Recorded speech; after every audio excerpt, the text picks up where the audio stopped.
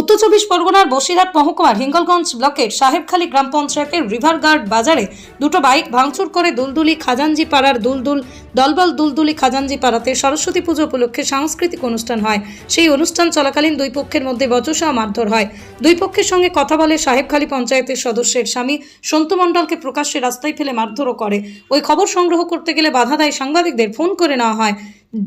Bike মালিকের দাবি যে আমাকে একজন জনপ্রতিনিধি কেন মারধর করবে, যারা আমার গাড়ি ভাঙলো তাদের কোনো কিছু হলো না। আমি চাই প্রশাসন দ্রুত ব্যবস্থা নিক। বাড়ির দরজায় ভাঙচুর করার চেষ্টা করে ওই ব্যক্তিরা। তারা এও বলেন 10 থেকে 15 জন বাইকে করে এসে ঘোরাঘুরি করছিল।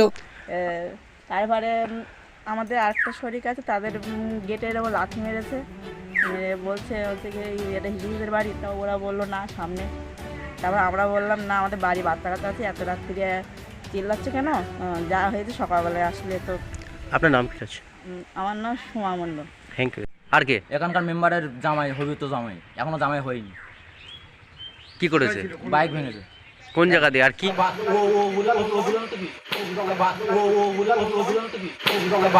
ফেলে দিয়েছে, ওদের গাড়িতে কোনো ক্ষতি হয়নি, কিন্তু খোদ্ধা হয়েছে আমাদের গাড়িতে। এখানে ক্ষতি হয়েছে। কোথায় এসে ভেঙেছে? এইখানে রিভার গার্ড মোড়ে। কোথা থেকে ওরা এসেছিল? দুলদুলি থেকে। কতজন এসেছে?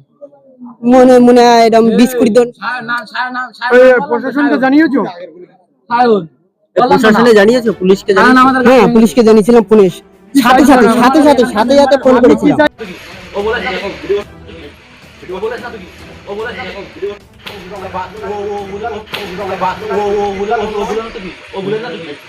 হচ্ছে এই ব্যাপারে আমার কাছে কোনো রকম সংবাদ নেই বা ছিল না, কারণ যে এরিয়ার ঘটনাটা বলতে চাইছেন সেই এরিয়ার পঞ্চায়েত মেম্বারও জানে না, ওখানকার জনপ্রতিনিধি যে আছে সে জানে না, আমি জানি না।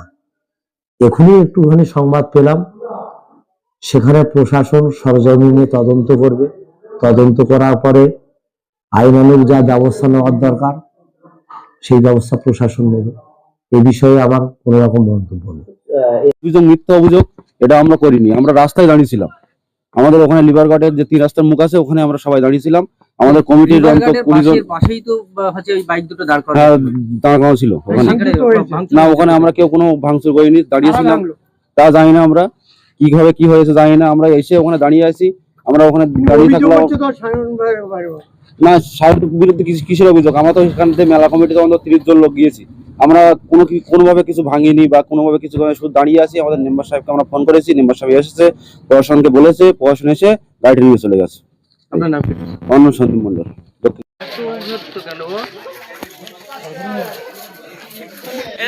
রাস্তার কানায় ঠেলে ফেলে দিয়েছি। এবার ওরা জলে ফেলে দিইনি, রাস্তার কানায়, রাস্তার কানায়। ওই গাড়ি যদি জলে পড়ে থাকতো তা এখন সকালবেলা ও গাড়ি স্টার্ট করে আসতে পারতো না। তারপরে রাত্রিবেলা ওরা ওই গাড়ি নিয়ে এসে এখানে 22 জন 20 জন এসে আমাদের দুটো গাড়ি ভেঙেছে। ওখানে আছে দুটো গাড়ি, এখন চলো দেখাচ্ছি আমি। আমাদের দুটো গাড়ি ভেঙেছে, কেটিএম আর এমটি। প্রশাসনকে জানিয়েছি, প্রশাসনকে টাকা খাবিয়েছে এরা। টাকা খাবিয়ে প্রশাসনকে উল্টো ভাবে আমাদেরকে ঘুরাচ্ছে, আমাদেরকে দোষী করাচ্ছে। তারাই তো উল্টা আমাদেরকে দোষী বলছে। মারধর করেছে? মারধর করছে তো, মারধর তারাই করেছে। কারা করেছে? দুলদুলের ছেলেরা। আর এখানকার প্রশাসনেরা এসে, প্রশাসন না, এখানকার মেম্বাররা এসে মারধর করছে আমাদেরকে। নাম কি? জগবন্ধু মিস্ত্রি। উনি কি এখানকার মেম্বার?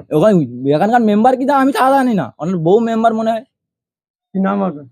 আমার নাম শান্তনু মণ্ডল, আমার বাড়ি এখানে। কজন এসে দরজা ধাক্কা দিল, দিয়ে ওরা জিজ্ঞাসা করছে, আমরা মানে জেগে উঠেছি, হুট করে জেগে উঠেছি। এবার আমার স্বামী জিজ্ঞাসা করছে, বলছে এই কে রে, দরজা ধাক্কা দিচ্ছিস কে রে? তা ওরা তখন বলছে কি এটা কি হিসিকাশের বাড়ি? তা আমরা বলছি কি না, হিসিকাশের বাড়ি না। তা বলছে কি ও সরি ভুল হয়ে গেছে, দাদা বৌদি ভুল হয়ে গেছে বলে ওরা বেরিয়ে। কতজন ছিল?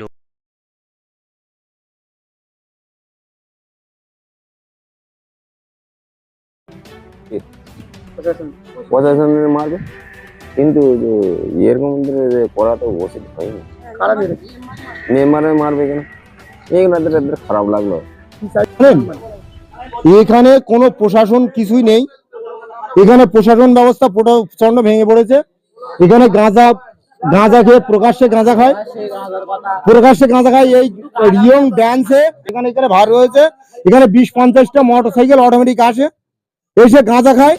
আমরা প্রকাশ্যে এখানে পাশে দুটো প্রাইভেট পড়ানো হয়, সেখান থেকে ছাত্রছাত্রীরা যেতে পারে না, আমরাও গ্যাসগঞ্জে যেতে পারি না, কিন্তু বারবার প্রশাসনকে জানানোর সত্ত্বেও প্রশাসন কোনো ব্যবস্থা নেই।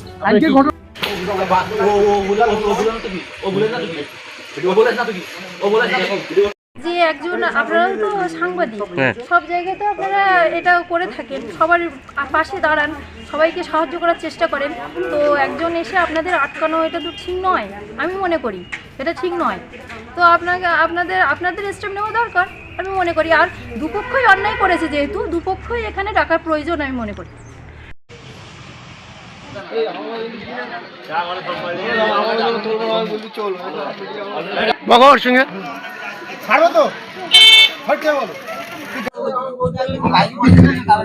আমি যাচ্ছি, আমার খারাপ ভাই